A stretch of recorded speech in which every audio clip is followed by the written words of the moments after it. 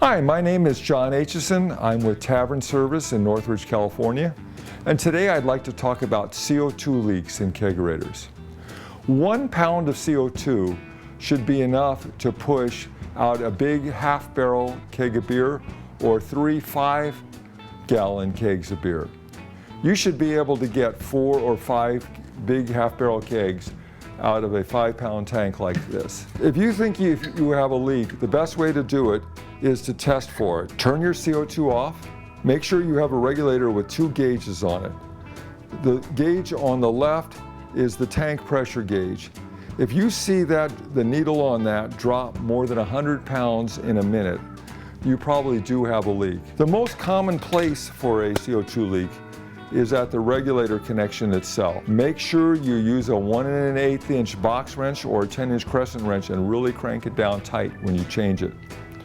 Also, make sure you either use a permanent Teflon washer or a new fiber washer every time you change your CO2. Another common place for a leak is at the relief valves.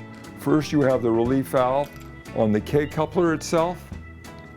That's if your pressure gets too high. And then every regulator will have a relief valve of some kind. Notice a little hole in that. If there is gas leak or CO2 leaking out of that hole, you probably have a bad diaphragm. You can test that by putting your finger or thumb over that, and if your pressure starts increasing on its own on the top gauge, you definitely have a bad diaphragm. Each regulator manufacturer does produce a repair kit, but they're very hard to find. You're probably better off replacing that regulator at that time. Another thing to check for is to make sure your CO2 line is tight at both ends. Not only where it hooks up to the regulator, but also where it hooks up to the coupler. Try turning that. If it turns on its own, you know you probably have a leak. There should be a soft neoprene washer in there as well.